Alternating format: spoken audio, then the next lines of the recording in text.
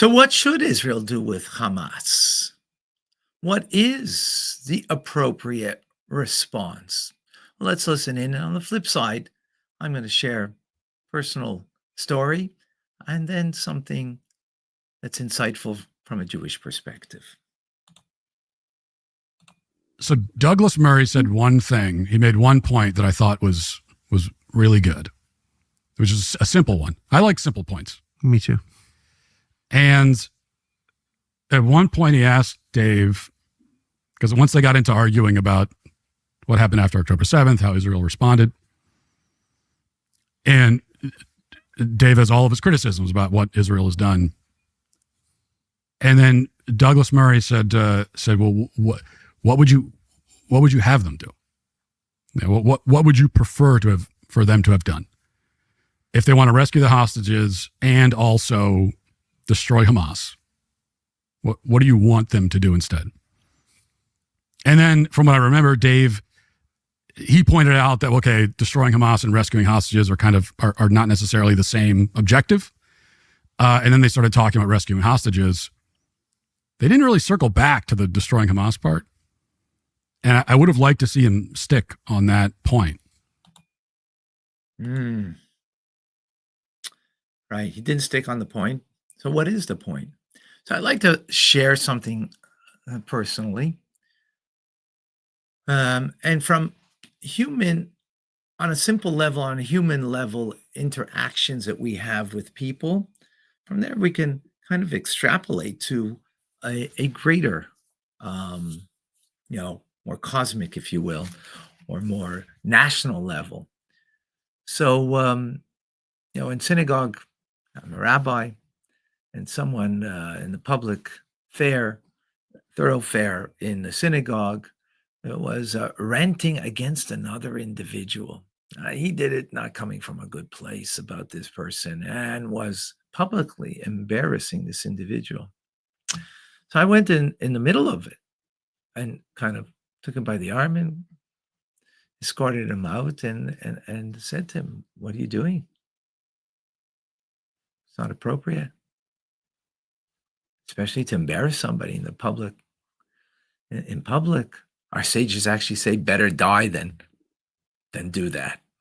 That's, pretty powerful. Because what happens when you embarrass somebody, right? The blood runs out from them, and so better that your blood should run out than you should do that to someone else.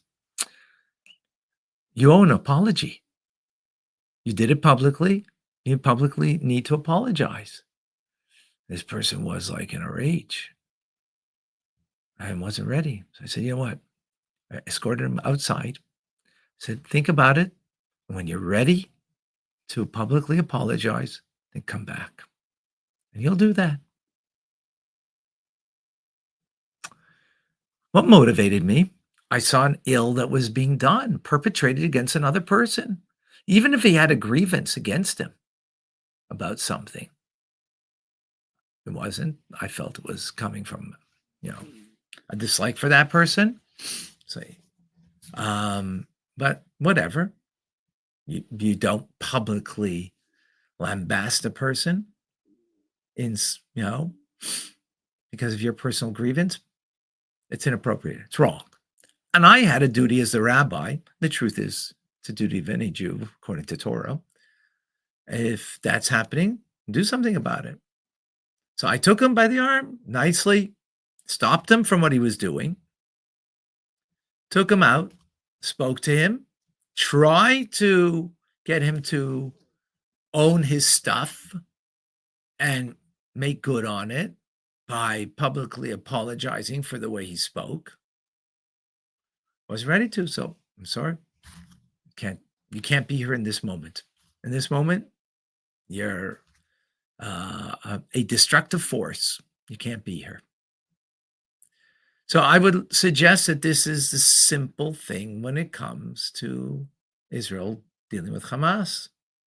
They didn't come and just embarrass some people, obviously, in Israel when they came in. They took innocent lives, right? Didn't just embarrass innocent people. They took their lives. And they, excuse me, They didn't have any remorse for what they did. On the contrary, they filmed it and showed it to the world how proud they are. They called up their mother's mother. I don't even want to say. Now, yes. So what does Israel do? They feel a responsibility. And out of a sense of responsibility that this evil shouldn't be perpetrated any further, as I had a sense of responsibility as a rabbi too, that this evil should not be perpetrated, went over to the individual. IDF is coming over and stopping it. Now, they're quite obviously not going to publicly apologize, Hamas, for what they did. Not only that, they would do it and do it again.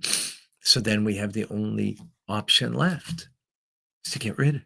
As I escorted him, you're ready to change your ways. This was only, he didn't literally take someone's life. Only in spirit he did. Only in spirit. But physically lives were taken. So guess what? Physical lives now need to be taken in order to make sure that this doesn't occur again. So take it just from a very simple human interaction with others and what our responsibility is. The IDF is carrying their responsibility. It's a Jewish responsibility to uproot evil whenever we engage, when we have the opportunity, or we have the responsibility rather to do so. And that's what's happening. And what's motivating them? What motivated me? I didn't have hate for that person who did what he did. I hated what he did, but I didn't hate the person. I had a responsibility to protect innocent lives, not just the person who got hurt, but the other congregants. Israel, the IDF, has a responsibility to protect the innocent lives, literally, in a real sense, and physically. And therefore, they have to do what they have to do. There is only one way to go about it. Will there be disproportionate amount of lives that might be lost that are not hardened Hamasniks? That's true. They might not be hardened Hamasniks, though, but they have been supportive of them for the most part for the last almost 20 years. So,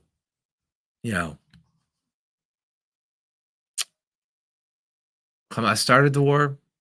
This is a war that they need to take full responsibility for the loss of lives of their own people. And of course, for the Jewish people, all people in Israel.